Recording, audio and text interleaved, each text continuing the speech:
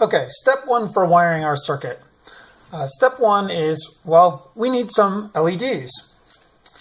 And for that, we have in our kits a whole bunch of red and green LEDs that we can use. You can choose any color that you want LED. It's up to you. You can even do a mix of red and green, whatever you want to do. The LEDs are polarized. They can only be plugged in one way. And one thing you're going to notice about them is they have a long and a short wire. The long and the short wire tell you which way the polarity is. So be sure you plug them in the right way. There's an easy way to test if they're wrong. We'll talk about that when I test out this new circuit.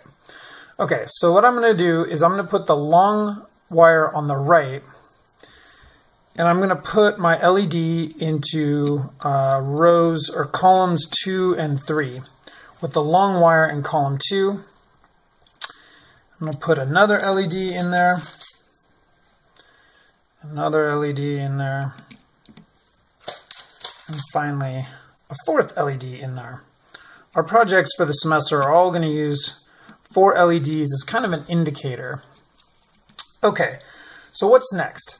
Well, you can drive LEDs directly from one of the pins in Arduino, but you're not really. A lot of times you see people wiring the LEDs directly to the Arduino, but that's really not a good idea. You're supposed to do it through these resistors. And it does make the LED a little bit dimmer, but it's important because this resistor is going to be here whether you like it or not. The resistor is either going to be on your breadboard where it's safe or inside the pin of the Arduino. Now the Arduino is fine with the resistor, using the resistors inside there to drive the LEDs. However, instead of generating heat inside these where it doesn't matter, you're going to be generating heat inside the tiny Arduino. Now, if you're doing that with 1 or 2 LEDs, that's not that big of a deal. But we're going to have a bunch of LEDs in this system, and what that's going to do if you're driving them all is make the Arduino pretty hot and possibly damage it.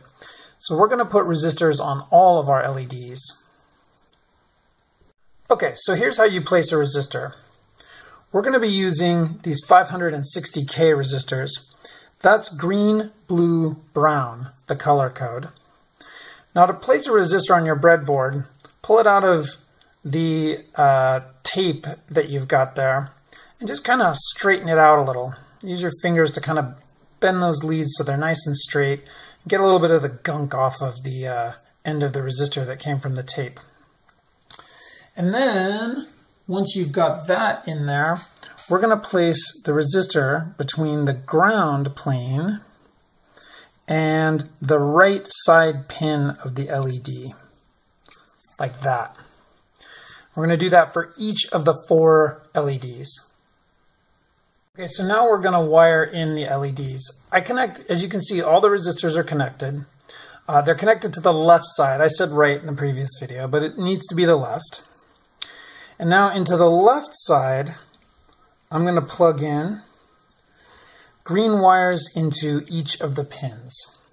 Now, what I'm going to do is then I'm going to take that green wire and I'm going to plug it into one of the pins on the Arduino. Now, you need to plug these into specific pins.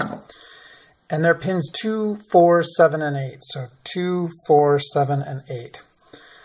The instructions show you those pin numbers, so don't worry if you didn't catch them here. But we're going to wire the right side of each of the LEDs into their proper pins. I'm going to use these short green wires because I like them, but you can use any color you want.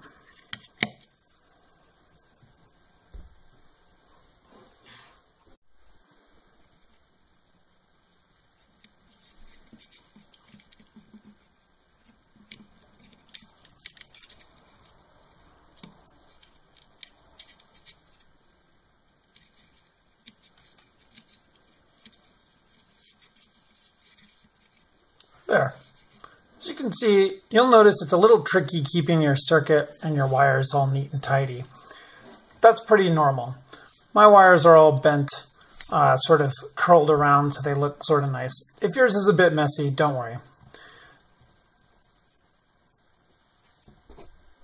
Okay, now we're going to test to make sure all the LEDs are plugged in properly and wired correctly.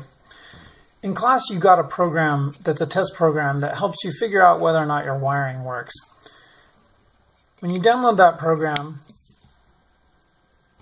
you should see the LEDs come on. Now they should all be on just like that. Notice over here we got an LED that's not on. So in order to figure out what's going on, the first thing I'm going to try is, well, I'm going to try and unplug it and turn it around and plug it in. And that did it. That just meant that I wasn't careful and I plugged one in the wrong way.